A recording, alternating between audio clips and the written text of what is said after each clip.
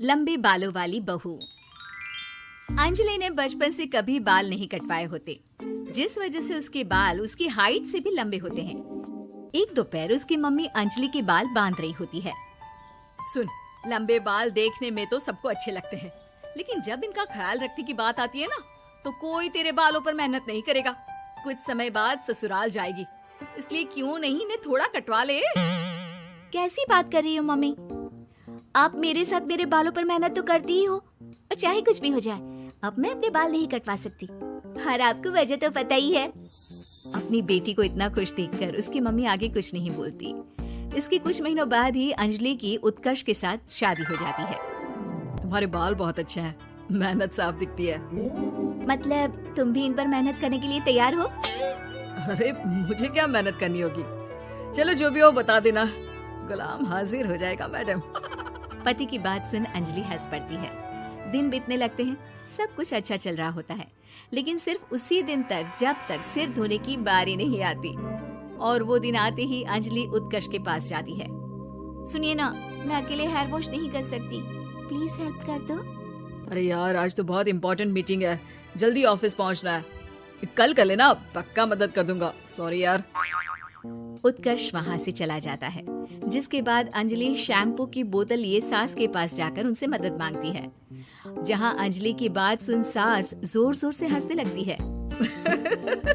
बावली हो गई है क्या? तेरे बाल धोऊंगी, जब अकेले संभाले नहीं जाते तो इतने लंबे बाल किए ही क्यों? ये कहकर सास भी वहाँ से चली जाती है। अंजलि मन ही मन सोचती है, मम्मी सही बोलती थी, तारीफ सब करेंगे, पर थोड़ी भी मेहनत कोई नहीं करेगा। अब अंजलि खुद ही हेयर वॉश करने बाथरूम में चली जाती है। इस बात को 3 घंटे बीत जाते हैं, लेकिन अंजलि बाथरूम से बाहर नहीं निकलती। सास बाथरूम का दरवाजा खटखटाती है। अरे ओ महारानी, अंदर घर बसाने का प्लान है क्या? यहाँ सारे काम पड़े हैं, तेरे बालों की वजह से हम क्या भूखे मर जाएं? सास की आवाज सुन अंजलि अगले ही पल बाहर निकल आती है, लेकिन सही तरीके से सिर नहीं धुलने पर उसके आधे बालों में शैम्पू और बाकी बालों से पानी बह रहा होता है। हाय नास पीटी, इतने घंटे लगा दिए फिर भी इन्हें ठीक से धो कर नहीं आई।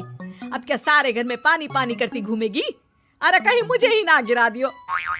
आज तक कभी अपने आप हेयर वॉश नहीं किया, हमेशा मम्मी हेल्प कर देती थी, इसलिए टाइम लग गया।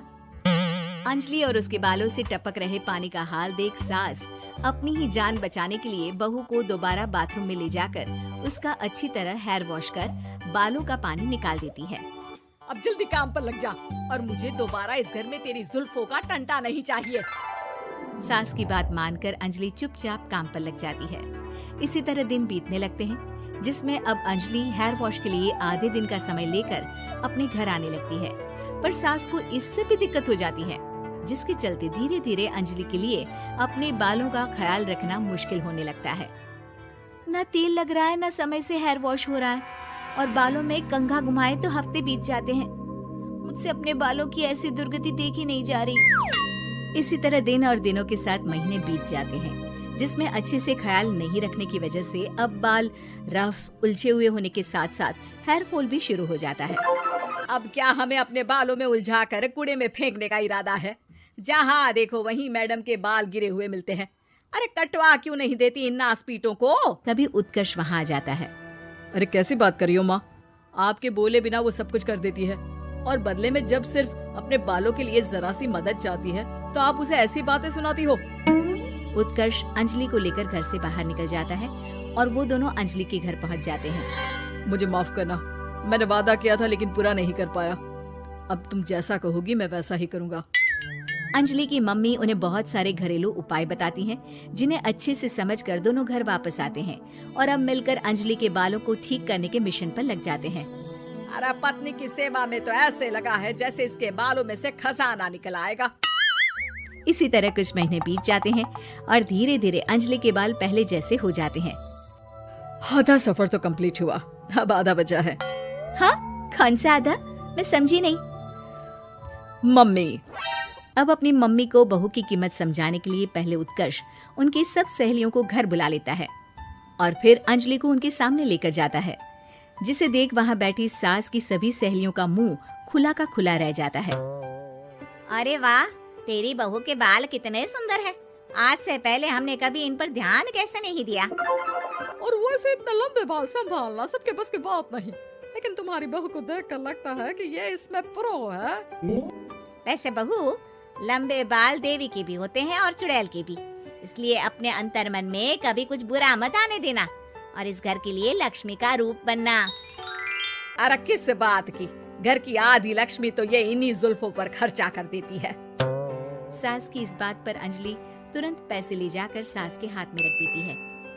अब मुझे सबके सामने नीचा दिखाने के लिए पैसे दे रही है क्या? नहीं मम्मी जी, पैसे आपको इसलिए दिए हैं क्योंकि ये उन्हीं बालों की कमाई है जिन्हें आप रात दिन कोसती रहती हैं।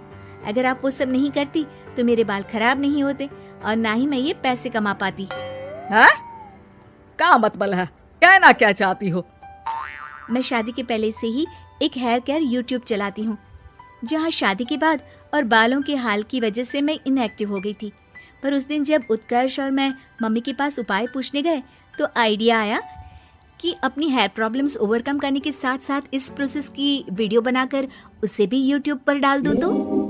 और अंजलि के इस आइडिया से वीडियो हिट हो गई, चैनल के सब्सक्राइबर भी बढ़े, साथ में व्यूज और पैसे भी मिले जो इसने आपको देने के लिए सोचा।